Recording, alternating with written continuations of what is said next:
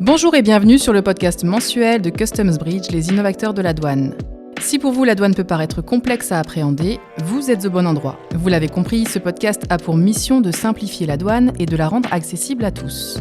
Alors aujourd'hui, on va parler d'un sujet essentiel pour ceux qui se lancent dans l'import-export, l'importance des incoterms dans la valeur en douane.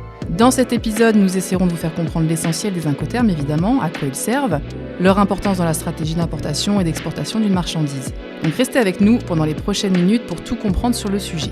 Bonjour Sylvie, commençons par le commencement. Est-ce que tu peux nous rappeler la définition d'un incoterm ?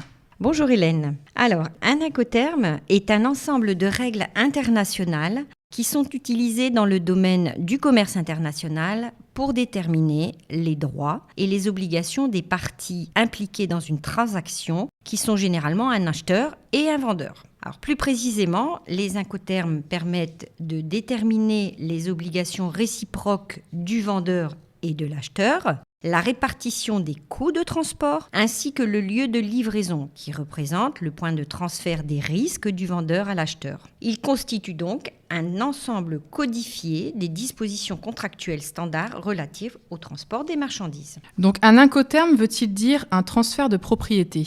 Eh bien non, l'incoterm ne sert absolument pas de transfert de propriété. C'est uniquement comment j'organise mon flux. Le transfert de propriété se fait bien avant, et ce, via un contrat entre acheteur et vendeur. Alors Sylvie, j'ai entendu parler de nouveaux incoterms, est-ce que tu peux nous en dire un peu plus ? Oui, les nouveaux incoterms sont entrés en vigueur le 1er janvier 2020 et sont composés de 11 incoterms, toujours classés en deux groupes en fonction du mode d'acheminement des marchandises. Donc on a les incoterms multimodaux, pour marchandises containerisées, et les incoterms maritimes, pour le vrac et le conventionnel. À noter donc qu'ils sont révisés tous les 10 ans et sont à utiliser toujours suivis d'un lieu. En effet, aucun sens si vous l'utilisez seul. Comment connaître qui paye telle partie de transport ou telle autre ? Idem pour les risques ou pour l'assurance, et vous comprendrez très vite la raison, notamment dans le calcul de la valeur en douane. Je vous invite d'ailleurs à visualiser le replay paru dernièrement chez Classe Export intitulé « Les incoterms pour les nuls ». Et je remercie par avance Classe Export pour cette belle présentation claire et précise. Alors tu nous parles de valeur en douane, mais quel est le rapport avec les incoterms ? Aujourd'hui, j'ai voulu appuyer sur ce point et laisser les experts dans le domaine du transport clarifier et détailler les incoterms qui n'ont pas qu'un impact sur la valeur en douane et qui peut très vite vous mettre dans des situations critiques. Pourquoi dans la valeur en douane ? Bonne question Hélène. La valeur en douane est, rappelez-vous, une valeur franco-frontière de l'Union. Elle est appréciée au premier point d'entrée dans le territoire de l'Union et selon l'article 71 du Code des douanes de l'Union, les frais de transport et d'assurance, ainsi que les coûts de chargement et de manutention connexes au transport des marchandises importées, font partie des éléments du prix à ajouter à la valeur en douane. Et donc, je vous invite fortement à revoir le podcast sur la valeur en douane. Mais comment maîtriser mes coûts dans la valeur en douane dans ces cas-là ? Eh bien justement, c'est l'incoterm qui pourra vous déterminer les coûts de transport supportés par l'acheteur ou par le vendeur, car il précisera de où à où et où les coûts sont à prendre en compte. D'ailleurs, grâce à cela, ils vous permettent de négocier bien en amont avec vos transporteurs et mettre en place les contrats nécessaires. Donc ce que tu nous dis, c'est que les coûts de transport concernés par l'acheminement des marchandises ne sont pas forcément inclus dans la valeur transactionnelle du produit. Si les coûts de transport concernés pour l'acheminement des marchandises jusqu'au lieu d'introduction dans l'Union ne sont pas déjà inclus dans le prix payé ou à payer, il faudra donc les ajouter au calcul de la valeur en douane. Alors je dis bien jusqu'au lieu d'introduction dans l'Union, ce qui oblige de bien indiquer un lieu de destination ou de départ à côté de l'incoterm choisi. Alors tu nous as parlé des frais de transport mais également des frais d'assurance. Est-ce que l'incoterm choisi comprend à chaque fois l'assurance ? Eh bien, pas toujours. Tout dépend de l'incoterm. Encore une fois, il faut s'assurer que l'assurance est comprise ou pas dans le prix facturé. En effet, rappelons-nous, seule l'assurance relative au transport principal doit être ajoutée au prix payé. Article 71 du Code des douanes dans la valeur en douane. Concernant l'assurance, rien ne vous empêche d'ailleurs à prendre une assurance, même si celle-ci est à la charge du fournisseur. D'ailleurs, il serait judicieux que dans ce cas, c'est le vendeur qui prend en charge l'assurance, de lui demander le certificat d'assurance afin de s'assurer qu'il a bien payé et pris une assurance. Par expérience, c'est souvent le cas.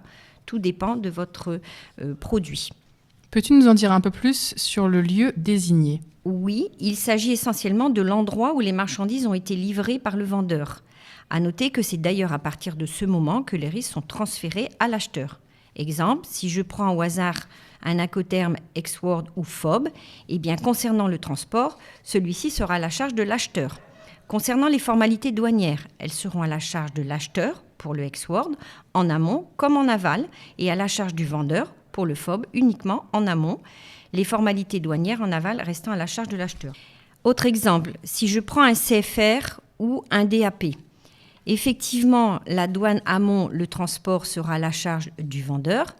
Vous pouvez donc comprendre que le lieu désigné est essentiel. Je ne peux pas choisir uniquement CFR. Ça sera un CFR Le Havre, par exemple, car il permet d'identifier le point de répartition des coûts à partir duquel les frais de transport sont à la charge de l'acheteur. Et donc, je le répète, à prendre en compte dans la détermination de la valeur en douane et pas que. Pour mieux comprendre ces coûts, est-ce que tu peux nous faire un exemple de calcul très concret ? Petit exemple de calcul du montant des droits de douane. Donc, nous restons toujours dans le cas import vers l'UE. Si je prends du FOB Shanghai, transport principal payé par l'acheteur, je dois donc connaître le coût de transport jusqu'au premier point de l'UE. Le coût de transport national n'étant pas inclus dans le calcul de ma valeur en douane. Exemple concret, si je prends donc en valeur transactionnelle 100 €, que mon transport principal jusqu'au premier point de l'UE est de 40 €, j'ajouterai ces 40 € plus mes frais d'assurance à ma valeur transactionnelle pour calculer le montant de mes droits de douane. Je change d'incoterm et là, j'utilise un DPU Léquin. Le transport est payé par le vendeur et ce jusque Léquin. C'est donc le vendeur qui inclut les frais de transport dans sa facture, c'est-à-dire la facture transactionnelle qu'on utilisera pour la déclaration en douane. Il faudra donc déduire le coût de transport du premier point de l'UE au point de destination Léquin pour calculer le montant des droits de douane. Si je prends une valeur transactionnelle de 160, je devrais donc déduire la partie UE Léquin, qui par exemple est de 20 €. J'ajouterai mes coûts d'assurance pour calculer le montant de mes deux droits de douane.